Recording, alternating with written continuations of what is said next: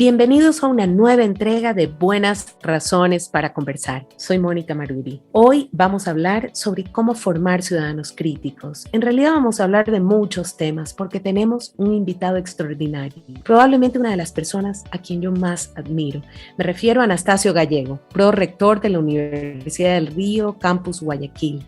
Con Anastasio hemos hablado sobre la libertad y la responsabilidad, sobre las células cívicas, sobre la importancia de saber escuchar para ser mejores personas. Me enteré cómo llegó Anastasio a Ecuador, sobre una primera imagen que lo recibió en la ciudad de Guayaquil de los años 70. Una agradable conversación que los invito a escuchar. Anastasio, muchísimas gracias por recibirnos en su casa. Muchas gracias por aceptar conversar con nosotros en Buenas Razones para Conversar. 54 años en Guayaquil, en la ciudad de Guayaquil, no lo puedo creer. ¿Cómo llegó a la ciudad de Guayaquil? Bueno, yo pertenecía a la congregación, a la orden religiosa Carmelitas Descalzos. Entonces yo vine como carmelita descalzo y recuerdo que llegué el 28 de julio de 1967, llegué a la iglesia de la Victoria. Lo primero que vi fue por la tarde, llegué de Quito, venía de Bogotá, y vi un entierro de bomberos con antorchas, porque no sé si sabrás, porque a lo mejor no te tocó verlo, a partir de las 6 de la tarde se cerraba el cementerio y los únicos que se podían enterrar después de las 6 de la tarde eran los bomberos. Y era un cortejo, digamos, fúnebre, los bomberos de uniforme y con antorchas. ¡Wow! ¡Qué espectáculo! ¡Qué espectáculo en la llegada! Eso lo vi el día que llegué a Guayaquil, el 28 de julio, harán 54 años que yo llegué a Guayaquil. Entonces, wow, vine ahí, de ahí pasé desde ahí atendíamos lo mismo Miraflores. Entonces, la iglesia que está junto al puente que une Urdesa y Miraflores, ahí fue mi primer destino. Wow. Entonces, vine como sacerdote, como presbítero mejor, como el nombre oficial, digamos. Esa es la razón por la que vine a Guayaquil. Y ha cambiado mucho esa ciudad en esos 54 años, caramba, y qué bonito que ha descrito una imagen que yo he podido imaginar perfectamente. Nunca vi la de los bomberos, pero vi muchos cortejos fúnebres en esa calle que pasaba por la Victoria, porque claro, todas las tardes había cortejos fúnebres por la avenida Quito.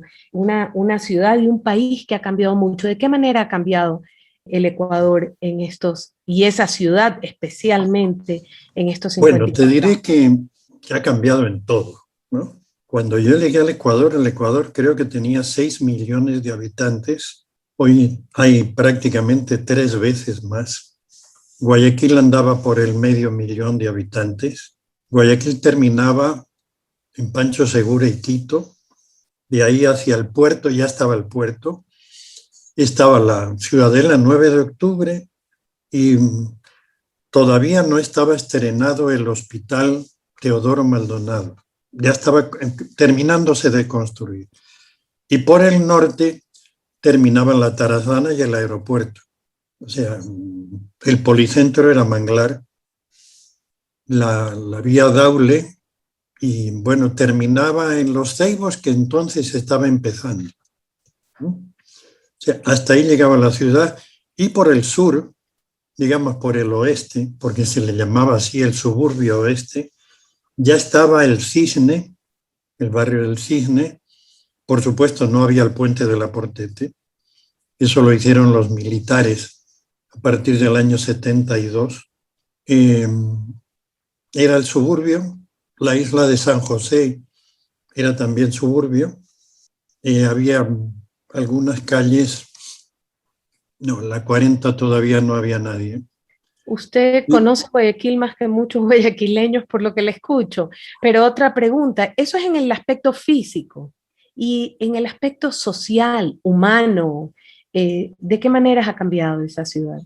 Bueno, mira, puedes comprender, yo conocí la famosa campaña electoral en que Pancho Huerta estaba candidato a alcalde, tenía 29 años, y Don Buca era candidato a prefecto porque él había sido alcalde ya, ¿no? Hasta el 79 los analfabetos no votaban, ¿no?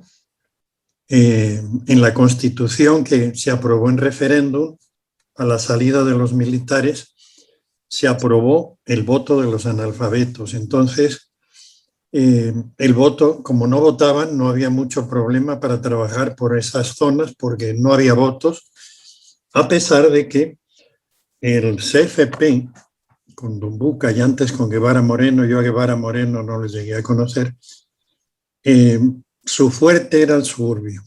Por eso se llamaba concentración de fuerzas Fuerzas populares. populares.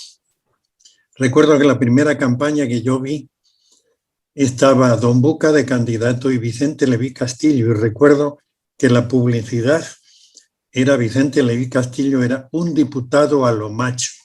Y Bucarán, el eslogan de campaña de él, tú que estás metida en la comunicación, era el patán de noble corazón. Ay, cómo ha cambiado mucho socialmente el país. Y el eslogan de entonces era trincas contra pueblo y pueblo contra trincas. Ya. Entonces, digamos, el país ha cambiado una enormidad, ¿no? La gente, algunos dicen, no, el país no ha cambiado nada. El país ha cambiado muchísimo, ¿eh? Y mucho habrá tenido que ver en el cambio, porque ahorita pensaba en esos eslogans de campaña, en esos, ¡ah! Serían inadmisibles, serían fuertísimos. Esta globalización que los medios digitales han logrado, han influido en que el cambio se acelere. Bueno, lo que pasa es que a partir del acelerón que dio la ciencia, pues hizo que todo acelerara. Por ponerte un ejemplo, yo fui de los primeros, en el caso de sacerdotes, que llegábamos en avión.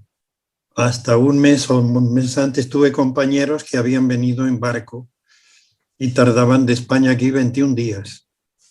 Por supuesto. Ya con el avión, aunque no había vuelos directos, por ejemplo, de Europa a Guayaquil, creo que todavía no llegaba a KLM, había que hacer escala en Bogotá, ¿sí? Ahora, pues imagínate que llegas en 11 horas, Así es, de 21 días a 11 horas, ¿no? fantástico. Entonces, ese acelerón ha hecho que los cambios sean muchísimo más Por rápidos, supuesto. ¿no? ¿Y desde cuándo se convirtió en educador? Bueno, llegué a dirigir una escuela en Miraflores, Oh, ¿no? No tenía mucha idea de educación, esa era la verdad, pero ahí empecé. De ahí, que serían unos 8 años, ya no entré en educación, sino en educación popular. O sea, de ahí empecé a trabajar posteriormente. Tuve un paso muy interesante que fue un tiempo, un poco más de un año. Fui director de la escuela de trabajo llamada Cárcel de Menores, en Gómez Rendón y Babahoyo, uh-huh. que se llamaba Escuela de Trabajo, pero en realidad era una cárcel de menores. Ahí, con el ingeniero Luis Parodi, que era rector de la Politécnica, hicimos un convenio y la Politécnica hizo un programa para ayudar, digamos, formar, porque al lado, en el convenio comprendía unos talleres de mecánica, soldadura, fresadoras, etcétera. La Politécnica hacía, por un lado, unos programas aplicables a muchachos que tuvieran hasta tercer grado de primaria. Porque, claro, si tenían que hacer una medición en centímetros, saber leer los centímetros, etcétera. Uh-huh. Y el departamento, la facultad de mecánica, elaboró máquinas, recuerdo, dobladora de tubos, dobladora de planchas, soldadura, para capacitar a los muchachos de la calle uh-huh. en ese tipo de oficios, ¿no? ¿En qué año fue esto? Eso fue en el 73, en el 73. Tengo una pregunta que me surge. No iba a hablar de esto y no quisiera hablar necesariamente del tema de cárceles porque es demasiado político. Sin embargo, me veo obligado por el tema que usted ha tratado. Hace muchos años, muchos, como periodista me tocó visitar la cárcel de mujeres. Me quedé asustadísima con las malas condiciones, pero también me quedé asustada porque vi en esa cárcel que había habido guardería para niños, pero ya la habían destruido y ya no funcionaba. Y los niños jugaban en medio de los presos y no tenían nada que hacer. Y cuando les pregunté qué quiere ser de grande, me dijeron guía penitenciario. Ese era el sueño de los niños y me cantaron un reggaetón para las cámaras del canal de televisión. Creo que era un reggaetón, no sé qué me cantaron, pero ellos estaban felices de salir en televisión. Y luego también vi que había habido una escuela de oficios para las, pero también se había dañado todo y ya no había nada. Y le habían dado buena comida, pero también se habían dañado las cocinas y ya no les daban comida y las mismas presas se cocinaban. Y ahora que usted dice de esa iniciativa tan interesante y positiva, que es formar en oficios en profesiones a las personas recluidas, ¿eso siguió? ¿Prosperó? ¿Siguió adelante? ¿O al igual que los ejemplos que yo he dado, no siguió? ¿Por qué no siguen? ¿Por qué las iniciativas son tan buenas y se detienen? ¿O qué pasa? Mira, al mismo tiempo que yo estaba ahí, en la escuela de trabajo, había un sacerdote, el padre Jacinto Egas, de Las Peñas de Santo Domingo, que dirigía la penitenciaría, ¿no? Y él hizo una escuela, hizo un colegio de secundaria, organizó talleres, todavía recuerdo, con un préstamo al Banco de Fomento que él hizo de garante. Todas las casas, todas las puertas y ventanas de las casas que construía el Banco de la Vivienda se construían en la penitenciaría. En los años 70. Sí, en el gobierno militar. Y recuerdo que hizo una fábrica de escobas y la marca de la escoba era Libertad, ¿no? Y como había algunos presos, recuerdo que algunos cantantes puertorriqueños estaban ahí, hizo una orquesta que se llamaba el Fogata Combo, grabaron discos, ¿no? Tenía un equipo de box. Alguna vez el cura se fue con algunos presos, PPLs, que se dice ahora. Ajá. Se los llevó al Coliseo Cerrado a ver una pelea de box. O sea, hubo ese tipo de iniciativas interés. positivas. Pero mira, la sociedad, todo el mundo quiere que metan presos a los delincuentes. Nadie quiere tener una cárcel cerca. Una anécdota para que te des una idea, porque me acuerdo perfectamente, el doctor Ramiro Larrea Santos, ¿ya? Él era ministro de Trabajo y Bienestar Social.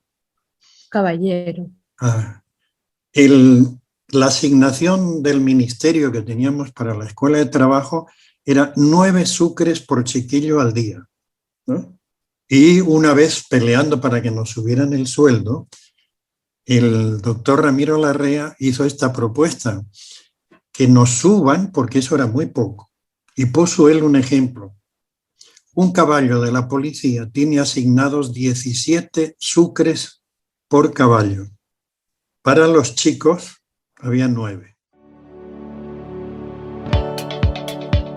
Estamos hoy en Buenas Razones para conversar con Anastasio Gallego. Estamos hablando sobre cómo formar ciudadanos críticos. Continuemos escuchando. La célula cívica que conozco, que ustedes han mantenido varios años en Guayaquil, desde que supe de esa célula cívica por Nicolás Parducci hace muchos años, dije, qué interesante, ¿por qué no hay más de estas en el país? De lo que les he oído y alguna vez le he escuchado o a Nico que ha reenviado algo, o ahora quien me comparte es... Pericles. Pericles me manda a veces cosas. Me parece un espacio interesante. ¿Por qué lo crearon? ¿Para qué sirve? ¿Para qué ha servido? ¿Sirve para algo? ¿Hay más de estas células cívicas? ¿Cuál es el objetivo? Primero no nos preguntamos para qué sirve. sea, ¿para qué me sirve ser tu amigo? Nada, para nada. Para que los dos crezcamos por Ya. producto de esta amistad. Pues mira, esto surge a raíz de todo aquel movimiento de los forajidos. Cuando cayó Lucio Gutiérrez, se comenzaron a formar una serie de grupos en Guayaquil que nos planteábamos, bueno, ¿qué vamos a hacer? ¿Cómo vemos esta situación? Y decidimos, un grupo de personas, reunirnos para ver aquella situación que estaba entonces. Y surgieron muchas, dijeron, vamos a ver si nos coordinamos. Y nosotros dijimos, mira, queremos crear un espacio, en primer lugar, de personas que nos creemos que somos por lo menos algo de honestidad, tenemos ganas de dialogar, de discutir esos temas. ¿Para qué? Para nada. Para discutir, enriquecernos, digamos, en el sentido del intercambio y demás. No queremos hacer un partido político, no queremos que nadie habla a nombre de la célula cívica, porque no le pusimos ni nombre y, bueno, por último quedó la palabra célula cívica, en ese sentido de que nadie me pregunta a mí cuántas células tengo en la mano, ¿no, verdad? Pero tengo células y nos dedicamos y nos pusimos de acuerdo en reunirnos los días lunes de 6 a 8 de la noche y sin hoja, sin agenda, no había obligación de llegar a tiempo, no había obligación de asistir, iba el que quería. Y así fuimos funcionando hasta ahora, por el chat que tenemos, que lo hicimos una vez que ya no podíamos hacerlo de forma presencial en la Universidad Santa María, Universidad del Río. Seguimos por Zoom, pero la idea es seguir de largo, ¿no, verdad? ¿Por qué? Porque eso, no queremos llegar a ninguna parte, es simplemente aportar y cada uno, como que en una pampa mesa, todo el mundo trae algo de comida y coges lo que quieres y nada más, ¿no? Respetamos las ideas políticas, respetamos las ideas religiosas, hay creyentes, no creyentes, hay de personas de derecha, de la mitad o de izquierda y, digamos, la norma es primero intentar un grupo de personas que intenta ser honesta y que pone en común los conocimientos que tiene y las experiencias que tiene, ¿no? Y así llevamos desde que cayó Lucio Gutiérrez, o sea, ya cumplimos como 15 años reuniéndonos todos los lunes a las 6 de la tarde hasta las 8. Y además empezamos a las 6 con el que esté y terminamos a las 8. Así estemos a punto de arreglar el mundo. ¿Por qué? Porque no queríamos que fuera una de esas reuniones que nos eternizamos y uno termina aburriéndose y no va más. A las 8, estemos donde estemos, chao. Y hasta la próxima, ¿no? Y mira, pues ha pasado mucha gente por ahí, unos invitados, otros asistiendo de vez en cuando, de todo lado. De derecha, de izquierda, como te digo, creyentes, no creyentes. Y la idea es, uno, no querer hacer un partido político, para eso están los partidos, porque no somos un partido. No ser un movimiento, porque para eso hay movimientos, pero podemos crear un espacio donde podamos, hoy, por ejemplo, una de las cosas, hemos invitado a un amigo arquitecto que le conocemos, para que nos hable del desarrollo de la ciudad y como arquitecto, cómo ve la planificación urbana de la ciudad, ¿no, verdad? Otras veces, pues hablamos de temas médicos, otras veces de temas, sí, políticos, ¿no? Y como a nadie se le obliga, nadie está inscrito y nadie se borra del equipo. Pero yo te diría que después de 15 años yo he aprendido mucho, entre otras cosas, y la principal, aprender a dialogar. A veces estarte comiendo cemento de lo que dice el otro, pero es lo que dice el otro. Si yo no respeto al otro como otro, ¿por qué me va a respetar él a mí? Y igual que él puede equivocarse, yo también. Y recurrimos algunas veces a esa fábula, me parece que es de Esopo, griego, que dice que todo hombre lleva 2 alforjas al hombro. En la de adelante lleva los defectos de los demás y en la de atrás lleva los suyos. Por eso tengo tan doblada la espalda. No, por eso es más fácil ver los defectos de los demás que los míos, porque los míos los llevo atrás, no los veo. Mira que partimos de otro hecho. Si yo no tuviera espejos o tú no me lo dijeras, no sé de qué color son mis ojos, ¿ya? El único que no sabría cómo es mi cara soy yo. Entonces necesito de los demás que me digan cómo me ven, o necesito de un espejo, ¿no? Porque si no, me conocerían todos, pero yo no, porque nunca habría visto mi cara. Qué mensaje más valioso.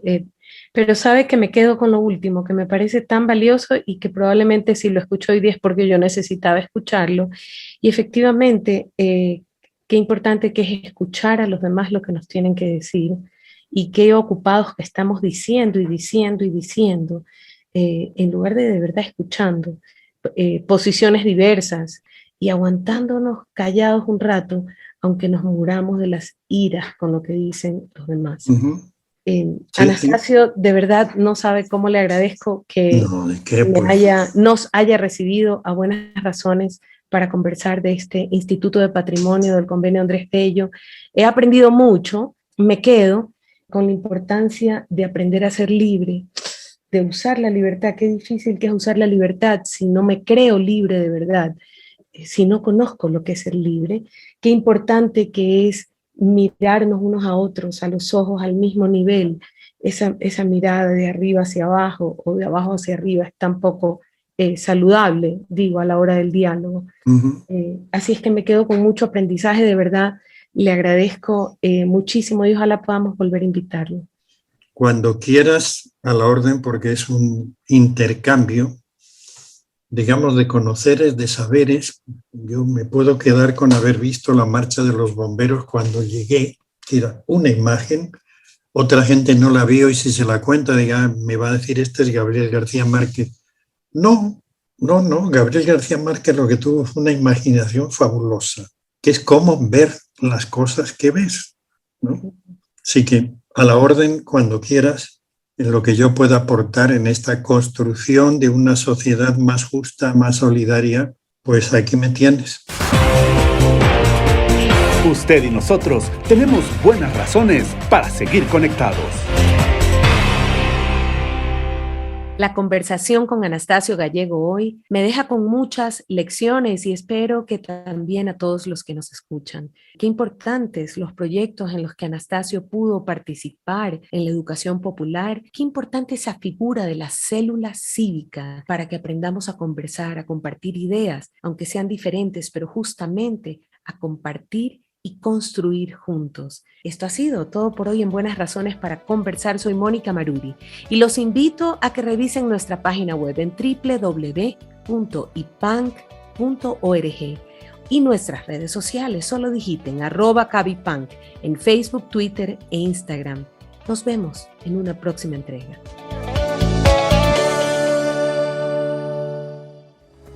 Los esperamos en una siguiente entrega porque siempre habrán buenas razones para escuchar a nuestros invitados. Buenas razones para conversar. Buenas razones para conversar. Un podcast del Instituto Iberoamericano del Patrimonio Natural y Cultural IPANC de la Organización del Convenio Andrés Bello.